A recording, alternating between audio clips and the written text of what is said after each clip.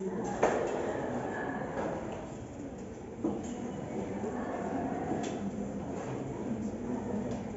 la siguiente clase, déjame ver qué tengo muy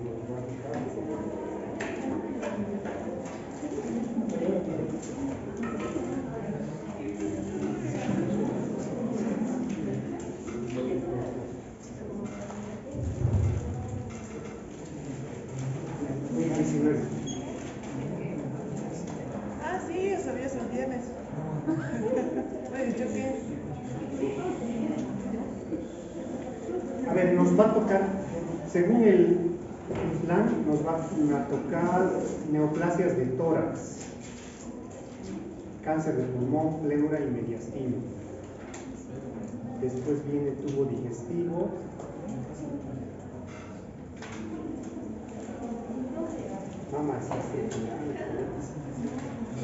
Bueno, les voy a mandar cuál va a ser el temario de la siguiente y quiero que, ¿cuántos son en el grupo? Todos son menos ustedes dos, ¿verdad?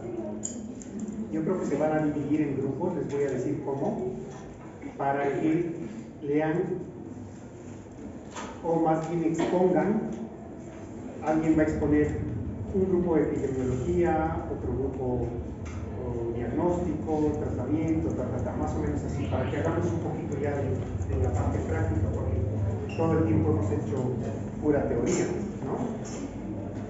Y para que estudien también, para que lean, para que vengan leyendo algo del tema y así tengan más dudas que podamos resolverlas aquí en el aula. Y yo creo que en una semana les paso de todos modos el tema antes de que lo demos, para que lo lean antes de venir, ¿ok? Bueno, pues esta parte de cuidados paliativos y paciente terminal, hemos visto importante llevarla porque finalmente el cáncer, cuando manejas el cáncer tienes que ver mucho con pacientes con enfermedad avanzada, que lamentablemente hay poca gente que se dedica a atenderlas, o poca gente que sabe mucho acerca de cómo manejar esos pacientes. Entonces el paciente terminal es aquel paciente que está a poco tiempo de fallecer y no tenemos acá en nuestro medio, pero sí en otros lugares. Bueno, estamos en ese camino nosotros en el Seguro Universitario. Queremos tener, es que se necesita gente, se necesita obviamente infraestructura, pero se necesita capital humano, ¿no? Gente que esté entrenada, gente que además de estar entrenada, si va a trabajar en esa área, que reciba un sueldo para eso, y por lo tanto no es tan fácil en una institución crear una área que se dedique exclusivamente a los pacientes oncológicos. ¿Por qué? Porque no tenemos el volumen tan importante como se tiene en otros lugares, ¿no? En el hospital de oncología donde me formé, así como seguramente en la mayoría de los hospitales oncológicos, obviamente tienen un área específica de manejo de cuidados paliativos, manejo a pacientes con enfermedades avanzadas.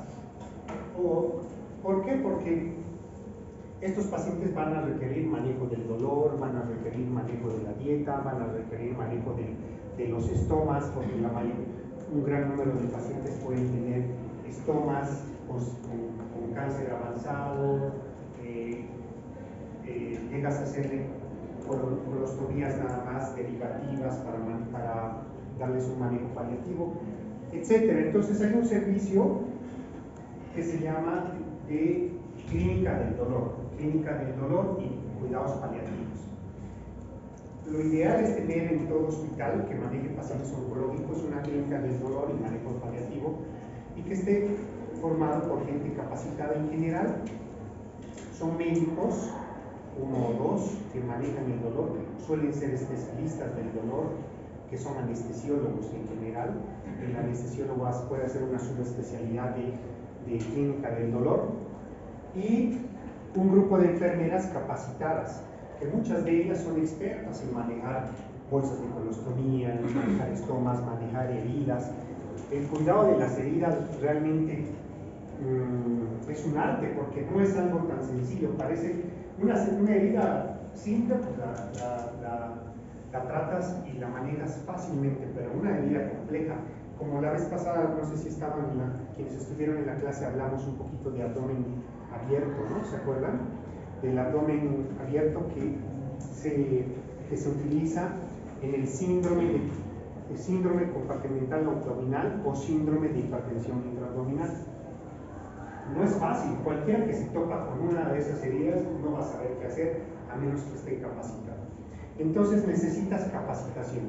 El paciente terminal, y los cuidados paliativos entonces los cuidados paliativos contemplan el proceso de morir como un fenómeno natural. Es la historia natural de la enfermedad. El cáncer es así, sigue una historia natural. Sobre todo si tú no detienes en un momento determinado la enfermedad, operándola o con quimioterapia, entonces pues va a seguir su curso natural, y ese curso natural va a terminar en la muerte.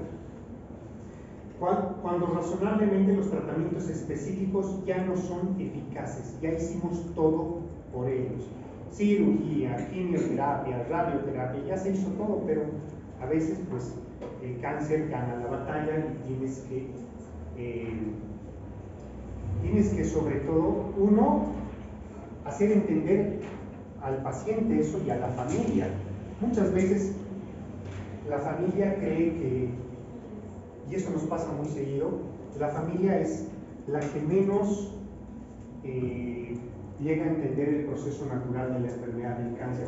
El paciente puede estar ya consciente de que, y sabe qué le va a pasar. O sea, no somos tontos. Si tienes una enfermedad y no mejoras, vas bajando de peso, no comes, obviamente sabes, porque cualquiera que tiene cáncer, y más un cáncer avanzado, ya sabe lo que le va a pasar. Pero muchas veces la familia está reacia a eso, ¿no? Es decir, su periodo de negación puede ser muy largo. Hasta el final, muchas veces, no entienden lo que va a pasar. Y hace poquito teníamos una paciente en la caja bancaria, por ejemplo, hospitalizada con un cáncer avanzado, un cáncer de ovario que ya le habían dado ya se operó, luego recurrió a la enfermedad, le dieron varias líneas de quimioterapia. Tenía carcinomatosis. Carcinomatosis es la etapa en el cáncer de ovario, ¿se acuerdan? ¿Alguien sabe o no? ¿Qué etapa es? ¿3 o 4? 4 no, es 3C en el ovario, pero es diferente en el cáncer gástrico, en el cáncer de páncreas, en esos. Carcinomatosis es etapa 4. En el ovario no. Carcinomatosis, implantes en el abdomen, en el peritoneo, es etapa 3C. Entonces esa paciente tiene una etapa 3C, pero es una etapa tan agresiva que no se puede quitar el tumor. Intentamos, y bueno, intenté, pero por una cosa, porque la paciente no estaba para nada bien, estaba quedó obstruida. Sabes que cuando tiene carcinomatosis, la experiencia ya te lo dice, pues vas a entrar y no vas a poder hacer mucho, lamentablemente. Entramos a la cavidad, y eso nos pasa cuando estamos empezando en el área. A veces decimos, no, yo sí puedo quitarlo, y entro y quiero despegar y en eso que despegas perforas el intestino, diciéndose una cosa y otra cosa, y la paciente que podía tener una vida de unos cuantos meses con una calidad de vida seguramente no buena, pero pues ahora va a tener una calidad de vida malísima, ¿no? Entonces hay que saber escoger a los pacientes o qué tratamiento vamos a darles para darles por lo menos una calidad de vida adecuada. Y en ese caso, la paciente estaba obstruida, francamente obstruida, leucocitosis y demás, y sabíamos que podíamos no hacer nada, pero un poquito por presión, porque eso pasa por presión familiar, y no falta el médico que le dice no, que la operen, porque le pueden resolver su problema. Y entonces, en ese sentido, lamentablemente la medicina también se ha vuelto muy defensiva. El médico muchas veces cosas para defenderse de lo que le puedan hacer. Entonces hoy en día hay que saber hablar muy bien con la familia, muy bien con los pacientes, explicar bien las cosas, porque aunque tú les expliques una hora, no va a faltar un familiar que no va a entender o que no entiende y que te vuelve a preguntar y que piensa otra cosa, piensa que la vas a curar. Entonces esa paciente pues tuve que meterla a quirófano y encontré que era un tumor irresecable, había implantes por todo lado, pero más que eso encontré líquido intestinal ahí sellado entre unas asas. Eso significa que estaba perforado y se selló. Entonces, ¿qué le hago? Nada, no puedo hacerle nada. Y cuesta, para la gente que está empezando dicen, oiga, pero no la vamos a dejar así si está perforada, hay que hacerle algo, pero ¿qué le haces? Entonces esa paciente, vamos a cerrar el abdomen y no queda otra que darle manejo paliativo.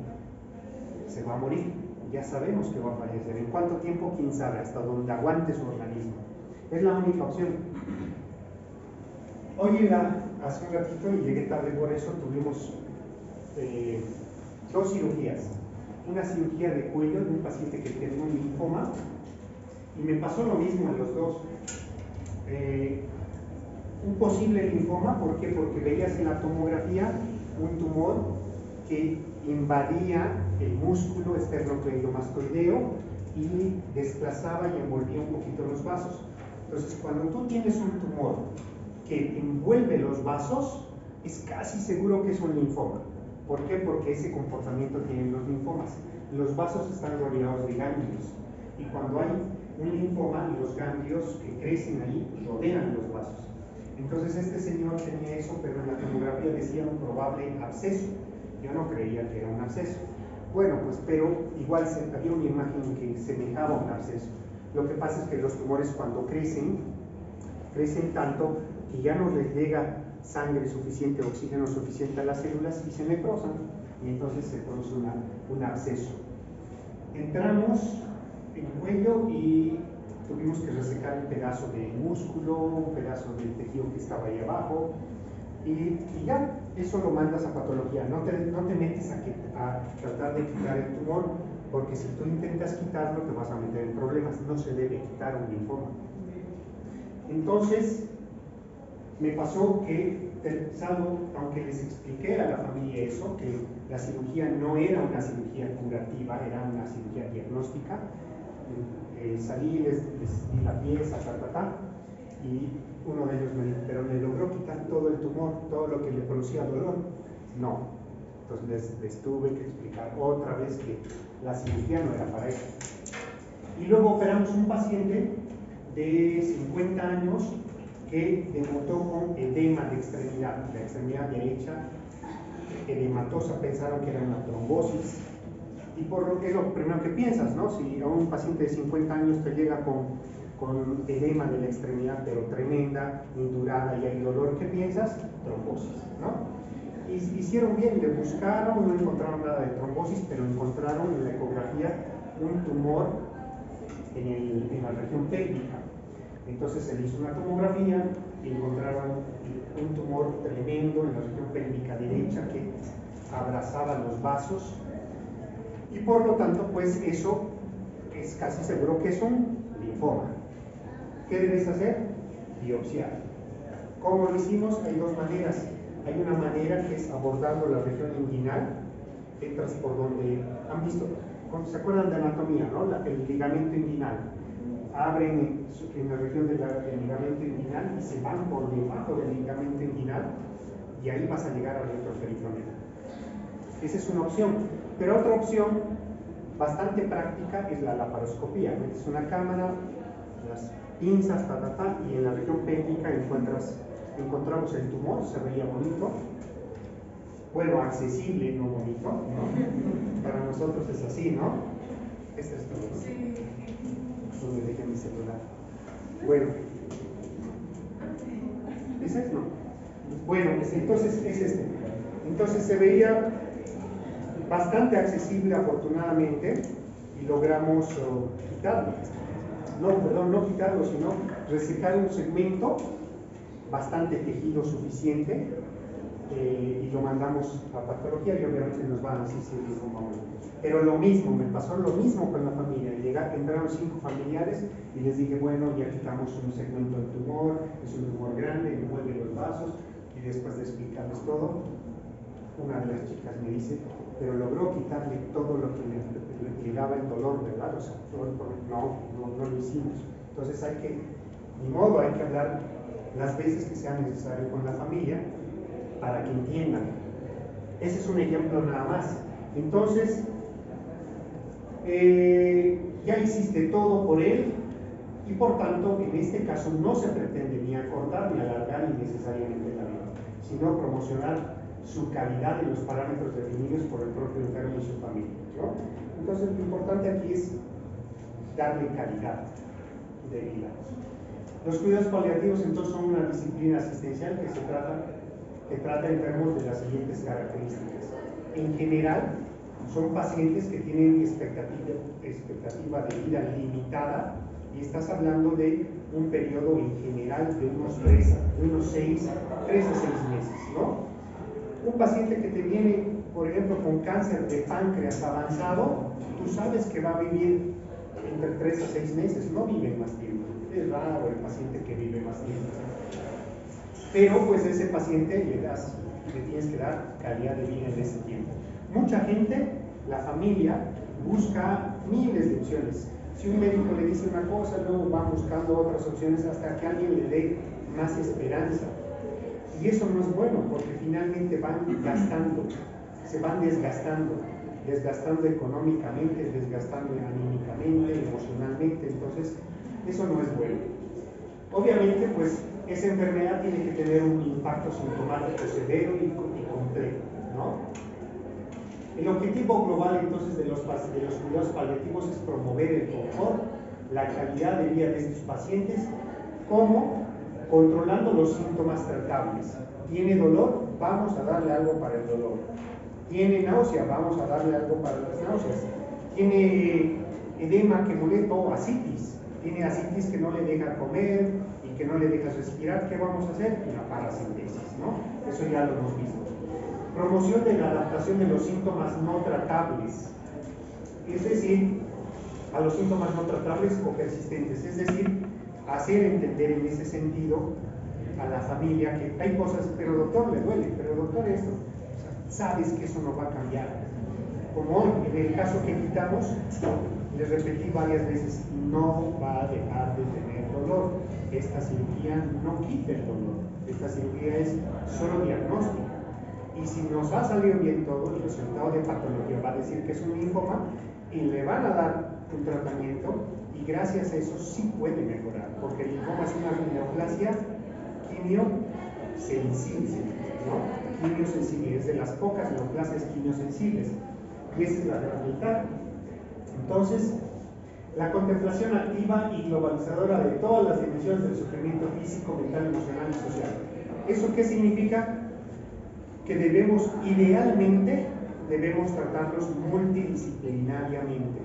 Idealmente las debe ver un psicólogo, idealmente un oncólogo clínico, un médico o un especialista o una enfermera, alguien que maneje cuidados paliativos.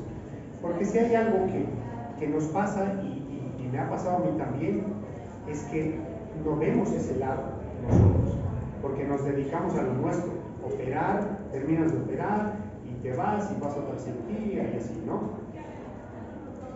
Claro que operar no es solamente operar y irte a descansar, necesitas estar pendiente de tus pacientes y las complicaciones vienen, hay que tratar de resolverlas, hay que diagnosticar las complicaciones a tiempo.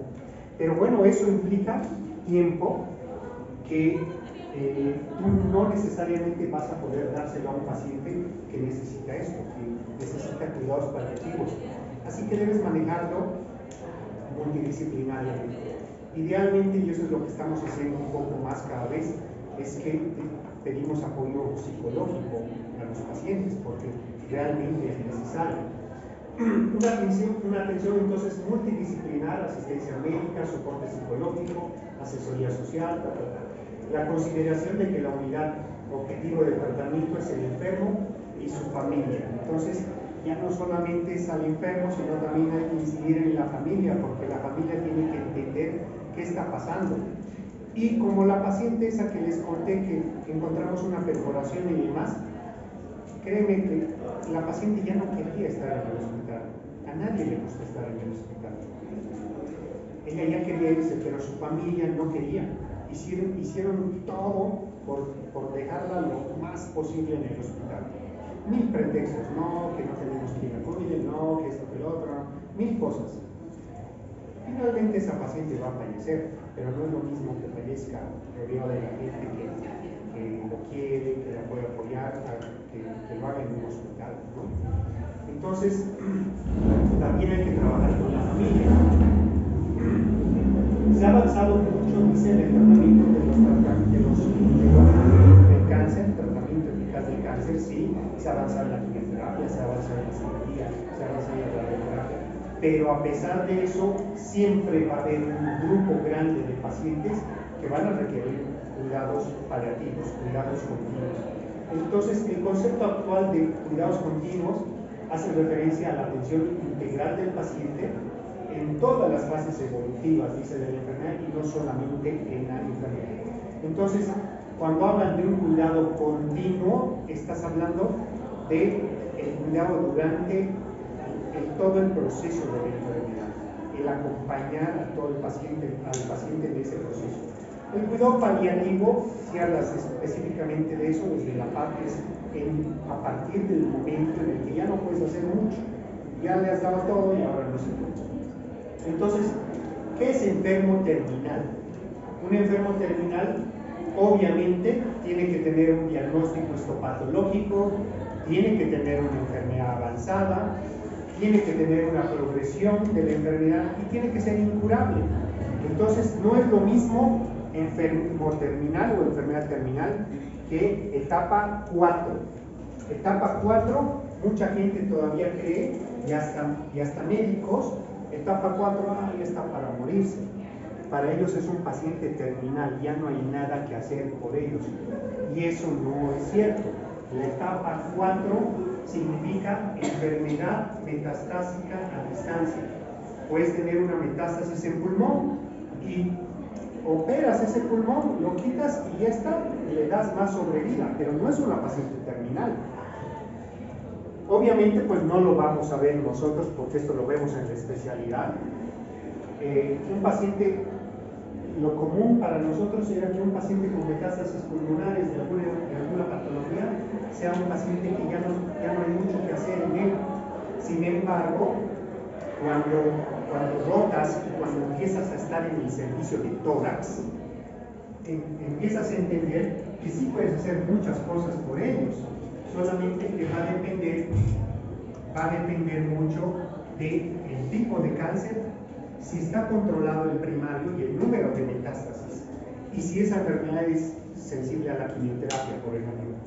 Entonces, hace un tiempo tuvimos una paciente que tuvo un sarcoma uterino. El sarcoma uterino es agresivo, pero que se trató a tiempo, tuvo un periodo libre de enfermedad bueno, de varios años, y después tuvo metástasis pulmonares, como 6 metástasis pulmonares. La mandamos a quimioterapia, respondió tan bien, que solamente le quedaron 2 metástasis pulmonares en uno de los pulmones, porque antes era bilateral. Así que entramos a operar el pulmón y le quitamos un lóbulo, el lóbulo superior, y a esa paciente le estás dando más opción de vida, más tiempo de vida. Luego le das quimioterapia, claro. Pero es una paciente etapa 4. Esa paciente no es terminal. Paciente terminal, obviamente, tiene que tener todo, pero una cosa es importante, que sea enfermedad incurable, progresiva, que haya progresado y que sea incurable. La enfermedad avanzada por sí misma no, porque la enfermedad localmente avanzada puede tratarse. El paciente tiene que haber recibido terapéutica estándar, eficaz, conocida en ese momento para la enfermedad, y ya no hay posibilidad de respuesta para un tratamiento específico alternativo. Es eso. Debe ser predecible en cierto modo el momento de la muerte, es decir, pero eso ¿cómo lo sabes? Por estadística, ¿no? un paciente que tiene un cáncer de páncreas localmente avanzado, que infiltra los vasos, los ganglios, no es resecable, ya sabes que la literatura te dice 3 meses promedio de vida. Obviamente tú, yo por ejemplo lo que hago, porque hay gente mucho más cruda, como oncólogo te vuelves duro, ¿no? En ese sentido, porque no sé si les ha tocado, pero algunos de ustedes que cuando estén en la parte, sobre todo cuando estén en la parte clínica, en el hospital, y atiendan pacientes y se le muera un paciente, lo primero que va a pasar es que van a llorar, porque van a sentir la pérdida, porque ustedes hicieron todo. A mí me pasó eso en pediatría, cuando estaba de interno con un niño, ¿no? Pero y con nuestros pacientes oncológicos nos pasa eso también. Al principio llegas a tener una empatía tal con ellos que pues vives su problema y todo, pero al final te das cuenta que no es tan bueno, porque te la pasarías llorando todo el tiempo, porque pacientes oncológicos, muchos van a fallecer. Entonces, debe ser predecible. El pronóstico de la enfermedad ya debe estar dado, ya tú tienes que tener una idea. Presencia de numerosos problemas o síntomas intensos múltiples multifactoriales, bueno, pues es lo que pasa en un paciente terminal. No hay un problema en él, hay muchos problemas. Es como el paciente que entra en falla multiorgánica cuando tiene sepsis. Cuando tiene sepsis un paciente y no se resuelve, empieza a fallar los riñones. Hay falla hematológica, falla renal, falla pulmonar, y finalmente cuando hay falla de varios órganos se llama falla multiorgánica. No recuerdo bien el término, pero si no me equivoco son 3 o más órganos, eso es falla multiorgánica, ¿sí? Entonces revísenlo. Es lo mismo, en este paciente no va a haber un problema, van a haber varios, y entonces por eso el manejo no es tan sencillo. Los pacientes tributarios a cuidados paliativos obviamente no son los únicos, no son los de cáncer. Hay gente que puede tener enfermedades degenerativas del sistema nervioso central, pacientes oncológicos, pacientes con limitaciones funcionales de diferentes tipos, ancianos frágiles, No son los únicos que necesitan esto, sino hay otro grupo de pacientes también. A nosotros nos compete lo oncológico. Se debe planificar objetivos realistas y claros. No vale darle esperanza como el doctor que casi nos obligó a que operemos a esa señora. Ese doctor, siendo oncólogo, le dijo: no, ¿cómo? Lo tiene que operar, le va a salvar, no sé qué. Y tú sabes que eso no es real, hay que ser realista, no les puedes dar una falsa esperanza, que no está bien. Priorizar el bienestar del paciente.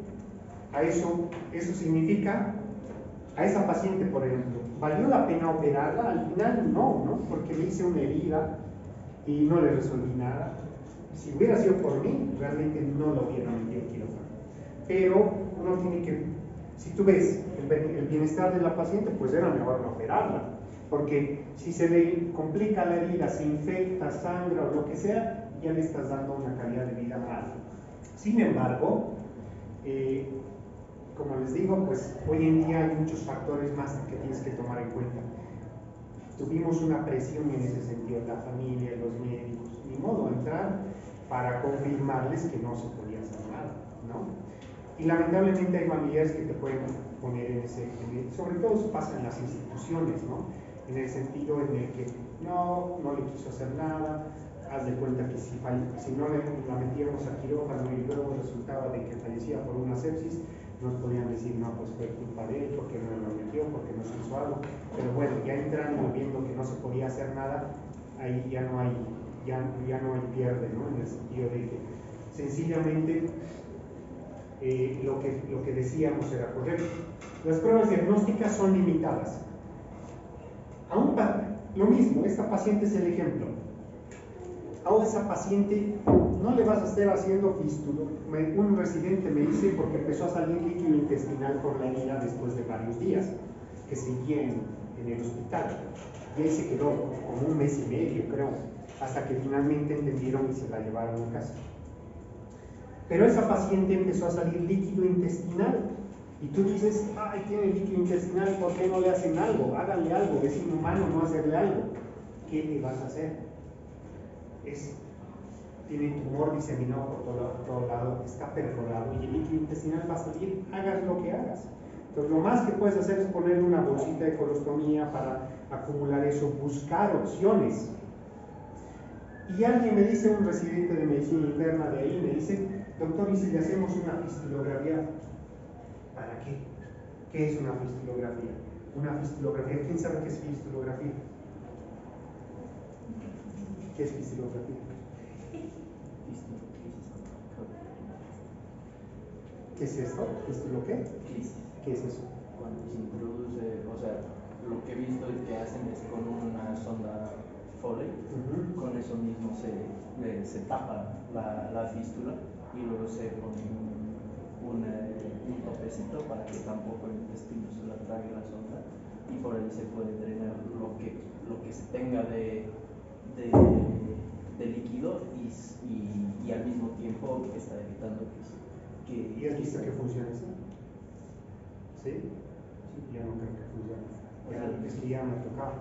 Pero bueno, el punto es que cuando metes una sonda a un orificio fistuloso y le metes, lo que menos debes hacer es inflar el globito, porque el globito finalmente va a dañar poco a poquito el intestino. Y siempre va a jugar, a menos que le des puntitos, los cierres, no es fácil. El manejo de una fístula realmente es algo bien complejo. En la parte de cirugía, una de las cosas más complejas es manejar fístulas. Hay fístulas de alto grado, bajo grado, pero bueno, ese no es el punto. A ese paciente valía la pena hacerle una fistulografía. Fistulografía significa, digamos, que meterle una sondita al orificio y meterle medio de contraste para ver en qué lugar está la fístula, es decir, en qué parte del intestino está. O si está saliendo por líquido intestinal por la herida, es una fístula. Le metes una sondita pequeña y le metes medio de contraste y ves hacia dónde va. El objetivo es saber a qué parte del intestino va. Pero a ver, ¿vale la pena? ¿Tiene sentido el hacerle eso? No. Le haces gastar en vano. Eso no es una paciente institucional, sí, pero imagínate en una paciente privada, le haces estudios en vano. Es decir, pruebas diagnósticas limitadas. No puedes estar haciendo pruebas y pruebas y pruebas. A esa paciente tuvo fiebre. ¿Qué creen que le hicieron los internistas? Cultivo, hemocultivo, que es, oye, tiene fiebre porque tiene una fístula, está saliendo líquido intestinal, eso irrita el peritoneo, eso irrita la piel y va a tener fiebre, es lo lógico. Y luego pidieron interconsulta de un médico, no me acuerdo si era de clínica y dolor, no me acuerdo, pero el doctor le empezó a indicar nutrición parenteral. La nutrición parenteral, ¿saben qué es la nutrición parenteral? ¿No? Es una nutrición especial que se mete directo a la vena, parenteral. Hoy en día hay parenteral periférica y hay parenteral central. La parenteral central era la que siempre hubo, que es muy buena, pero ya igual las empresas han mejorado en ese sentido y ahora nos dan parenteral periférica. Es bueno porque así no necesitas un catéter central y no irrita la vena. Entonces hay los dos tipos de nutrición parenteral. Entonces a este paciente le empezaron a dar nutrición parenteral. ¿Para qué? ¿Qué quieres lograr con eso, no? Entonces, y la presión de la familia. Alguien dijo que, yo me acuerdo que después de la cirugía dije suspendida NPT. Chao. Pasó un día y al día siguiente otra vez su NPT. Porque la familia dijo, ya no le van a dar eso y el médico lo indicó. Entonces, no está bien, lamentablemente no está bien. No debes, finalmente tienes que poder lograr que la familia entienda. Pero mucha gente se cubre y es lo que cuando hicimos una junta médica para ver qué se iba a hacer con esa paciente, el médico decía es que la familia insiste y han hablado incluso de que si no se le hace nada es negligencia nuestra. Entonces ya empiezan a hablar con ese tono y las cosas no se ponen bien, ¿no? Pruebas diagnósticas en estos pacientes hay que hacerlas solo lo esencial, lo que creas que le puede ayudar. El dolor es el síntoma más frecuente, sin duda, es lo más común. La gran mayoría de nuestros pacientes van a tener eso, dolor. Entonces el dolor es una experiencia emocional, sensorial, desagradable, asociada a un daño tisular real o potencial o descrita en función de dicho daño. Hay varios tipos de dolor y si ustedes entran a las clasificaciones van a encontrar varios tipos de dolor.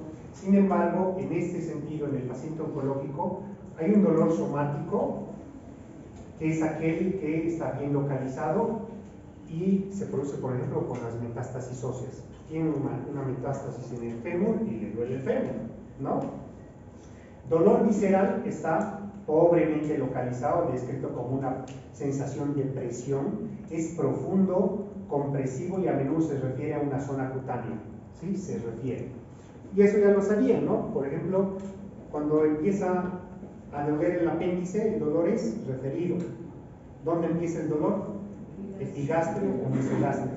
Entonces es un dolor referido, es el dolor visceral. Y este dolor, por desaferenciación o neuropático que dice, es muy común en el cáncer. Es paroxístico, es una sensación de ardor o quemazón y asociado a frecuencia a alodinia. Es decir, a eso se refiere que hay cosas que te producen dolor cuando no deberían producirse dolor. Por ejemplo, te tocan una zona, te presionan una zona y esta zona no debería dolerte por lo que te hace, pero te produce dolor. A eso se refiere este término. Entonces es algo muy común en los pacientes oncológicos. Puede ser agudo, puede ser crónico o puede ser irruptivo. Sobre todo el irruptivo es un aumento transitorio o exacerbación del dolor en el contexto de un dolor agudo o crónico relativamente bien controlado. El dolor irruptivo es otro casi característico del cáncer porque es un paciente que tiene un dolor crónico y ese dolor crónico de vez en cuando tiene agudizaciones y esas agudizaciones se llama irruptivo, ¿sí? Entonces es una exacerbación en el contexto de un dolor crónico ya conocido que es esperado en un paciente oncológico. Y el tratamiento del dolor, lo primero que vas a hacer, pues obviamente es historia clínica, examen físico, todo lo que deben hacer. Y hay medidas no farmacológicas y hay medidas farmacológicas. La escala del dolor, ¿sí? Esta es una muy práctica, ¿no? Del 1 al 10, ¿cuánto te duele? ¿No? Esa es una de las más prácticas. Hay otras escalas analógicas visuales, pero las escalas te sirven para ir viendo también lo que es el manejo del dolor. Y aquí, por ejemplo, las medidas farmacológicas han cambiado un poco en relación a lo que era antes, de acuerdo a los escalones, a cómo debes ir escalonando el manejo analgésico. Y hay un momento en el que nosotros ya no podemos hacer nada. Es decir, hay medicamentos que ya no podemos recetar, que sabes que te pueden ayudar, pero ya no es tu papel, ya no te compete recetarlo o indicarlo. Intrahospitalariamente tal vez, pero por lo menos ambulatoriamente ya no. Morfina no podemos recetar, a menos que tengas un permiso especial. El anestesiólogo en general o el especialista en el dolor son los encargados de poder recetar esos medicamentos. Y entonces hay una escalera analgésica según la OMS y es así. El primer escalón son analgésicos no opioides, el que estamos acostumbrados, paracetamol, ¿no? El paracetamol, ácido acetilsalicílico, aspirina, metamizol. Entonces son los analgésicos a los que estamos comúnmente habituados y utilizamos frecuentemente en todo.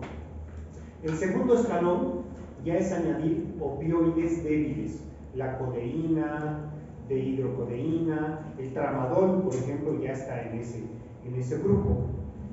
Y había un analgésico antes que se llamaba, sí, pero el nombre comercial, Oxycontin. entonces no es ese. Era un analgésico muy bueno, a ver si se me viene a la mente, pero tenía codeína, solo que era muy adictivo. Y entonces varios médicos eran adictos a ese analgésico, sí.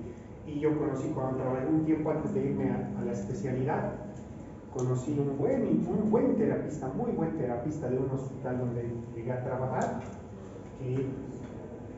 a Clocidol, ¿han escuchado del Clocidol? Con K. Era súper buen analgésico y tenía codeína, me acuerdo. Pero entonces el problema era ese, que provocaba dependencia y el doctor se volvió dependiente y llegó un momento que se puso una dosis alta y con el tiempo te va produciendo daño renal además. Bueno, pues entonces, y el tercer escalón, opioides potentes, morfina, fentanilo, metadona, oxicodona, ese es el que tú dices entonces, ¿no? Todos esos nosotros no los podemos manejar, lo tiene que manejar alguien especializado. Entonces, normas para el uso de analgésicos. Es importante individualizar, todo tratamiento debe ser individualizado. Hay pacientes obviamente que pueden ser alérgicos, siempre es importante preguntar por ejemplo qué analgésico sueles usar y si te hace bien. Entonces, yo tomo el ketorolaco porque te dicen qué analgésico, no sé qué, pero solo preguntándole te dicen que toma ketorolaco y que le va bien. Entonces, ¿para qué le das otra cosa? Si le va bien con ese, ¿no? Entonces, si le va bien con ese, perfecto. Y si no le va bien con uno solo, mezclas, combinas, es el segundo escalón, ¿no? Elegir el fármaco específico según el tipo, origen, intensidad del dolor, la escala analgésica. Ajustar la vía de administración, siempre de preferencia debe ser vía oral, no IV, inyectado, de preferencia vía oral, lo que tolere el paciente vía oral. Casi siempre hoy en día, si das terapia analgésica, debes dar también protectores gástricos, ¿no? Gracias a los protectores gástricos ya no se ve como se veía antes las úlceras. Las úlceras gástricas eran algo muy común. A mí me tocó todavía en la residencia de cirugía general ver muchos pacientes con úlceras gástricas perforadas. Era gente mayor que tomaba analgésicos, antiinflamatorios y terminaban con úlceras y terminaban perforándose. Entonces ya no se ve mucho eso porque los inhibidores de bomba de protones, todos estos protectores gástricos han mejorado mucho en su forma de actuar. Administración de analgésicos de forma regular, pautada, no cuando aparezca el dolor. Eso es algo muy importante. Hay pacientes que llegan quejándose del dolor, doctor, y para el dolor, ¿qué toma? Tomo ketorolaco o tramadol, digamos, pero no me ayuda. ¿Y cómo lo toma? Lo tomo cuando me duele. Por eso no te ayuda, porque no es tomarlo cuando te duele. El paciente que tiene dolor crónico, porque lo va a tener, ese paciente necesita analgésico en horario y listo. Debes tomar el analgésico en horario y con eso ya resolviste el problema, no es cuando te duele. Lo mismo, te golpeas una extremidad, se te inflama, no te tomas un diclofenaco ahorita y luego pasado mañana si te sigue doliendo, no. Hay que tomar en horario, eso te va a ayudar. Tienen ese efecto y función. Usar combinaciones de fármacos, conseguir efectos adictivos, disminuir, esto es importante, ¿no? Combinarlos en caso de prevenir la abstinencia aguda y tratar la tolerancia, no usar placebos. Importante, el escalón 2 y 3 se puede añadir si es necesario analgésico del primer escalón, pero nunca debes mezclar los analgésicos del 2 y 3, es decir, puedes añadir el primer escalón, pero no los otros, ¿no? Hay opciones hoy en día terapéuticas, aparte de lo tomado, existen opciones terapéuticas mínimamente invasivas, sí. ¿Quién las hace? El especialista en el dolor. Son pocos especialistas en el dolor que tenemos aquí en Cochabamba, muy poquitos, contados. Yo conozco 2 o 3. Y una tiene un defecto, otra tiene otro defecto, ya no sabes a quién hablar. Pero es importante apoyarte con alguien, siempre es importante. Cuando ya el dolor llega a un momento en el que ya está pasando el límite de lo que tú puedes hacer, no te quedes así. Habla a un especialista, porque solamente dándole esa opción puedes darle una buena calidad de vida al paciente antes de que pase lo que tiene que pasar. Existen hoy en día dispositivos, bombas de infusiones intratecales. ¿Quién las hace? Ellos, los especialistas del dolor. Existe neuroablación y bloqueos nerviosos. ¿Qué es eso? Quemar los nervios, ¿no? Ablación. Los puedes quemar con calor, los puedes quemar también con alcohol. Lo que hacemos cuando amputamos un dedito,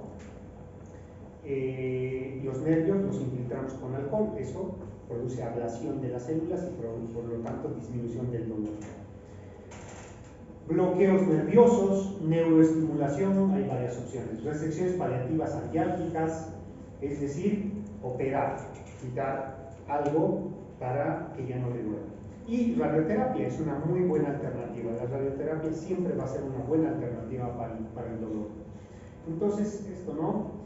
Ahora, los síntomas digestivos. Entonces, el dolor es el principal síntoma. Pero también hay síntomas digestivos y eso es algo muy común. Náusea, vómito. Si tienes náusea y vómitos, pues es obvio, le tienes que dar algún antiemético. El más común que todo el mundo debe conocer es la metoclopramida, ¿no? Existen otras opciones, fenotiazinas como el haloperidol, clorpromacina. Este se utiliza mucho, por ejemplo, cuando el paciente tiene hipo, por ejemplo. El hipo es otro problema que a veces es molestoso y no es fácil de manejarlo. Cuando se irrita, sobre todo en tumores del tubo digestivo, porque se irrita el plexo solar, entonces el hipo es otro síntoma. Le puedes dar antihistamínicos también, corticoides casi siempre son muy útiles, antagonistas de 5-HT3 como el ondansetrón, granisetrón, todos estos son muy buenos antieméticos porque actúan a nivel central, ¿no? Este actúa a nivel periférico y central, ¿no? Antagonistas de la neurosina, por ejemplo, aprepitan, este es muy buen antiemético, por ejemplo, no se usa mucho, por lo menos aquí lo he visto. Casi siempre nos va bien con la metoclopramida y el ondansetrón. Cuando uno no funciona solo, mezclar los dos te ayuda mucho también. Entonces, puedes combinarlos. Los efectos son importantes. Obstrucción intestinal, como esta paciente, tuvo obstrucción intestinal. ¿Había opción de hacerle algo? No, pero hay gente que sí puedes hacerle algo. Puedes hacerle una ileostomía, puedes hacerle una colostomía, puedes hacerle una ileostomía, que de alguna manera solamente van a funcionar estas, los estomas van a funcionar cuando el estoma esté anterior al sitio de obstrucción, ¿no? Si yo entro y resulta de que todo el colon está obstruido, el tumor abarca colon derecho, colon izquierdo, entonces ¿qué puedo hacer? Sacarle el intestino delgado. Pero si el intestino delgado resulta de que tiene más tumores a lo largo de su trayecto que van a producir una obstrucción en el futuro, pues es mejor no hacer ninguna de esas cosas, ¿no? El manejo conservador de la obstrucción intestinal es posible, sí, dependiendo de dónde esté también. No es lo mismo una obstrucción alta que una obstrucción baja. Sonda nasogástrica te ayuda, sí, en obstrucciones altas, esófago, por ejemplo, ¿no? Pero si tienes una obstrucción pasado el duodeno, pasado el estómago, la sonda nasogástrica no te va a servir realmente. Te va a servir para descomprimir el aire y que no esté vomite y vomite, para que se descomprima esa zona, pero no para alimentarlo, ¿no? Entonces, fluidoterapia, obviamente, manejo de líquidos es esencial porque un paciente obstruido va a tener pérdida de líquido y también pérdida de electrolitos. Corticoides siempre ayudan. Análogos de somatostatina. ¿Por qué creen que se usan los análogos de somatostatina? Tienes un paciente que tiene un tumor en carcinomatosis, como esta señora, pero el estómago está bien. Tiene enfermedad que infiltra el intestino delgado, infiltra el colon, por lo tanto, y está obstruida. Todo lo que come lo vomita. Entonces, sabes que no hay mucho que hacerle, pero las opciones serían: uno, ¿qué es lo que vomita? La saliva. ¿Cuánto se produce de saliva al día? ¿Cuánto se produce?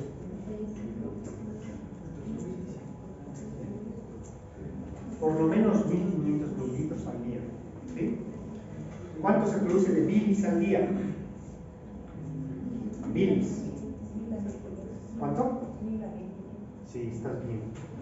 Pues hasta 2000 dicen otros libros y demás. Pero bueno, bastante. Ponte que 1000 de saliva, más 2000, más 1500 de bilis, líquido biliar y pancreático, aparte que el pancreático es otro tanto. Entonces son 2000 que no pueden pasar, y por lo tanto esos 2000 los va a estar vomitando. Así que una opción es ponerle una sonda nasogástrica que te va a descomprimir. Algo va a disminuir el vómito, no la vas a alimentar, pero va a descomprimir. Y los análogos de somatostatina. ¿Qué hace la somatostatina? ¿Qué es la somatostatina? Una hormona. Bien. ¿Qué hace? ¿Qué efecto tiene? Sobre el tubo digestivo, específicamente hablando. Inhibe el vaciamiento gástrico. Estimula, pero otra cosa por la cual se da aquí. ¿Ayuda a qué?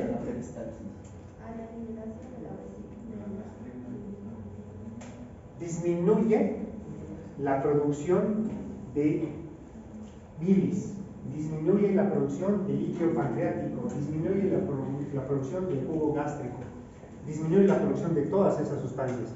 ¿Qué nos interesa? La bilis y el líquido pancreático. Entonces, el análogo de somatostatina, ¿qué me da el nombre de un análogo de somatostatina? Porque la somatostatina es la que producimos nosotros, pero la que se vende en el mercado es un análogo de somatostatina. Es el estrótido. Y un análogo de somatostatina del depósito. ¿Cuál? Tú sabes. Sandostatina. La sandostatina, el octreotide le tienes que inyectar al paciente todos los días. En cambio, la sandostatina se la puedes aplicar una vez al mes. La sandostatina o los análogos de somatostatina son muy interesantes también porque se ha visto que sirven mucho en los cánceres neuroendocrinos, tumores neuroendocrinos. Y en los tumores neuroendocrinos resulta de que puede llegar a eliminar la enfermedad, porque los tumores neuroendocrinos se ha visto que tienen receptores para somatostatina. Por lo tanto, darle un análogo de somatostatina le va a ayudar. Entonces ya saben, por eso le das análogos de somatostatina, porque disminuye la producción de líquido y por lo tanto, pues, por lo menos en algo va a tener menos acúmulo de líquido que vomitar. Es precaución con enemas laxantes y procinéticos. Eso es algo muy importante porque obstruido, póngale un enema. No es así. No le va a servir de nada y al contrario puede ser contraproducente. Si está obstruido lo puedes perforar. Entonces no. Está contraindicado en un paciente obstruido. Los enemas, esas cosas. Bueno, y tratamiento paliativo de otros síntomas. Ya lo sabemos, ascitis, ¿qué van a hacer? Drenar, parasíntesis. Diarrea, porque pueden tener también diarrea. Anticolinérgicos. ¿Qué antidiarreico conocen que es muy bueno para ustedes? ¿Cuál? La loperamida, ¿no? Nosotros usamos mucho la loperamida en aquel paciente operado y que tiene diarrea, por ejemplo, porque le quitamos un buen trecho de colon. Y también en el paciente que tiene ileostomía. La ileostomía gasta mucho líquido intestinal, entonces el paciente se deshidrata, pierde líquido y electrolitos.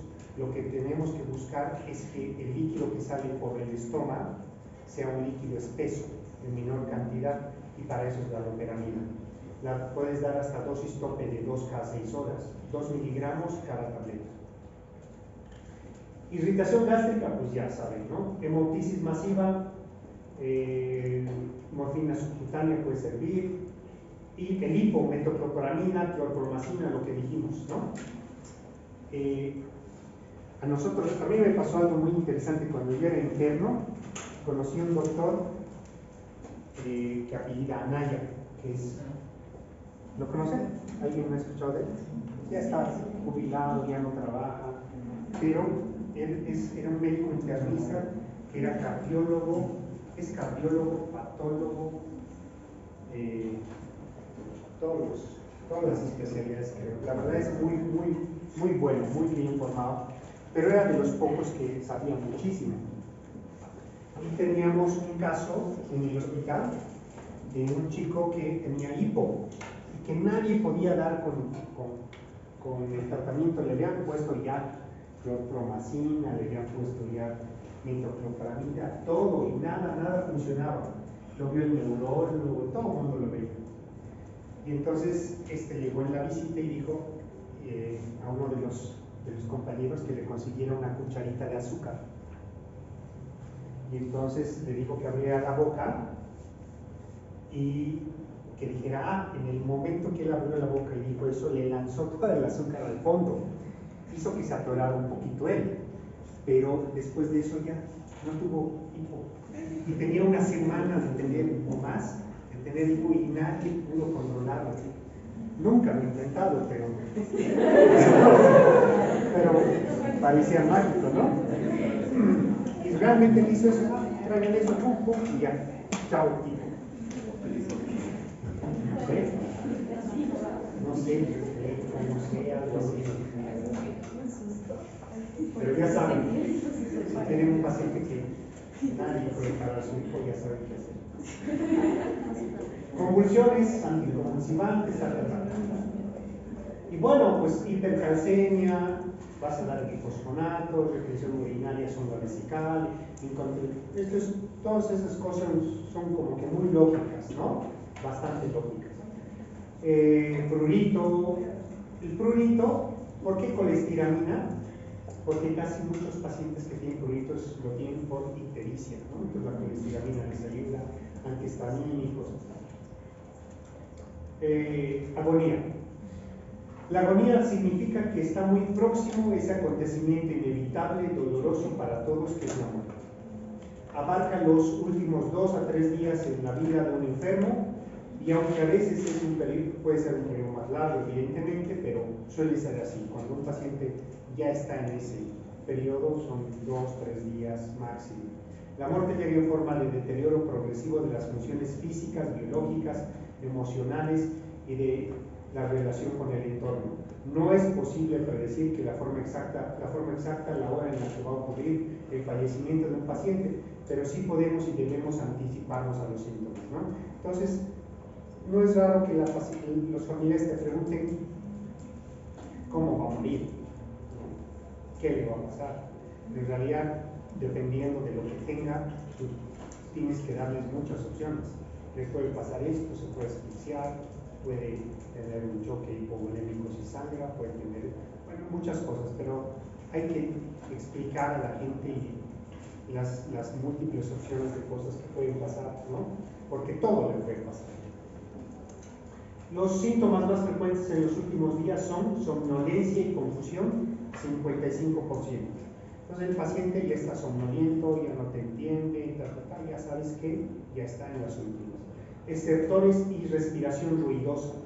Es muy común que respiren y se acumulan las secreciones acá, entonces pierden el reflejo de deglución, por lo tanto esos estertores, si bien se pueden escuchar en pulmones, pero se escucha mucho un ruido aquí en la cavidad oral. Inquietud, agitación, dolor, disnea. Cuidados y medidas no farmacológicas en la agonía. Higiene, obviamente, todo esto es algo muy importante, ¿no? Para que el paciente no evolucione en menos tiempo, tal vez. Mantener al paciente confortable y limpio en todo momento, ventilar la habitación, masajes suaves de la piel, crema hidratante, todo eso para mantener la piel, mantener el hecho de que no se produzcan las famosas úlceras del decúbito y todo, ¿no? Curas. Administrar anestésicos tópicos, metronidazol para control del dolor, ¿no? Yo creo que eso está mal. Si el aseo ocasiona molestias, el paciente puede administrarse 15 minutos antes 5 miligramos de cloruro mórfico. Entonces, estás hablando de manejo analgésico ya especializado que lo debe hacer básicamente el especialista en dolor. En la boca es importante porque todo el tiempo se secan, casi siempre están con la boca y respiración vocal. Entonces, humedecer repetidamente la nariz, la boca, una gasita, hidratar los labios, poner vaselina, todo eso es lo que puedes hacer para ayudar a tu paciente. Alimentación. En general, ese paciente no necesita comer ni beber, ¿no? A menos que lo solicite. ¿Por qué? Porque ese paciente no tiene apetito. El paciente terminal, oncológico, muy avanzado, no tiene apetito, no come, lo que come hasta lo vomita, ¿no? Entonces, a veces los pacientes, y eso también es importante hacer entender a la familia, porque la familia piensa que si no le das de comer es peor, pero en realidad no hay muchas opciones ahí. Y te dice, pero el doctor no come, pero es que no va a comer, no puedes obligarlo, no puedes hacer eso lamentablemente. Y entonces te dicen, entonces póngale una sonda, pero ¿para qué le vas a poner una sonda? ¿No? Entonces hay que ver riesgo-beneficio. En general, a menos que lo soliciten, pues no es obligarlos, ¿no? Estás hablando de un paciente allá en agonía. Adaptar la dieta a nivel de conciencia del enfermo por el alto riesgo de broncoaspiración. Lo que les dije es importante, ¿no? Que el paciente ya en agonía no deglute, tiene un reflejo alterado de la deglución, por lo tanto la saliva y todo se acumulan ahí y son parte del ruido que se escucha cuando respiran. No iniciar nutrición enteral ni parenteral, eso es algo muy importante. Yo diría no solo en la fase agónica, en un paciente que ya sabes que no puedes hacerle nada, no le des esas cosas. En nuestro hospital allá en oncología era prohibido. Aquí, claro, en medio privado el médico le mete y le hace gastar, porque yo he visto que hacen eso. Paciente con carcinomatosis, enfermedad muy avanzada, dándole nutrición parenteral, cada bolsita no es barata, y dándole albúmina, cada frasquito de albúmina cuesta 500, 600 bolivianos. Entonces, nada de eso les alarga la vida, nada. Pero como que quieren que la familia vea que hacen algo por ellos, pero no está bien. Entonces, no dar nutrición parenteral ni enteral, es decir, no ponerle sonda, esto que lo otro. La nutrición no asegura un mejor control sintomático del paciente en los últimos días de la vida, para nada. Hidratarlo. El beneficio de la hidratación en la fase agónica es limitado y debe ser descontinuado. Lo mismo, sueros, que esto, que lo otro. Hay que esperar, lamentablemente es así, suena duro, pero hay que esperar la historia natural de la enfermedad. En pacientes sin deterioro cognitivo previo, la deshidratación puede aumentar el riesgo de delirio y dificultar la relación del paciente con su familia en los últimos días, por lo que puede plantearse eso, ¿no? Hay gente que tiene catéteres puerto, por ejemplo, entonces puedes utilizar el catéter puerto para eso. Bien, entonces, normas en la agonía. Revisar fármacos prescritos. Solamente aquellos que van a dar confort al paciente, nada más. Cambiar la vía de administración de los fármacos. Indicar pautas fijas de tratamiento de los síntomas presentes y dejar pautas condicionales para todas las posibles complicaciones o cambios en la evolución. Evitar procedimientos diagnósticos e intervenciones innecesarias. Mantener la comunicación con el paciente. Asegurar una adecuada información a la familia sobre todo lo que le está sucediendo. Entonces eso es algo esencial, ¿no? Y finalmente los enfermos en fase terminal pueden ser vulnerados cuando se les somete a encarnización terapéutica, manteniéndoles con vida artificialmente y en condiciones que degradan la dignidad de la persona. Entonces, un paciente en agonía que está en lo último de su enfermedad, no lo vas a intubar, ¿no? Eso obviamente ya viene de por sí. ¿Se puede hacer sedación paliativa? Sí, se puede hacer. Y obviamente eso es ¿para qué? Para que el paciente no esté en delirio, en algún caso hiperactivo, o cuando se quejan del dolor a veces se ponen irritables. Entonces está indicada la sedación paliativa, ¿no? El médico está obligado a sedar solo hasta el nivel requerido para aliviar los síntomas.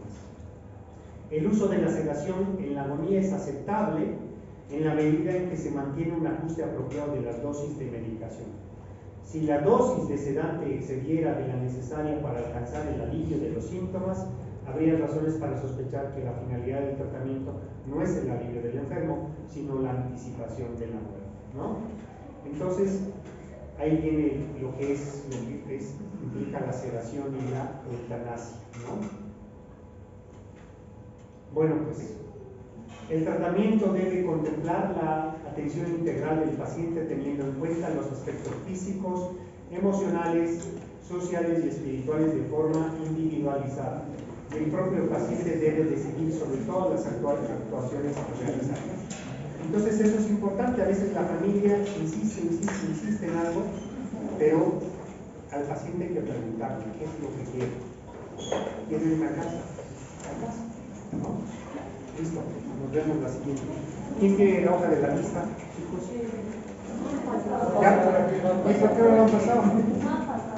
Ya, de modo, están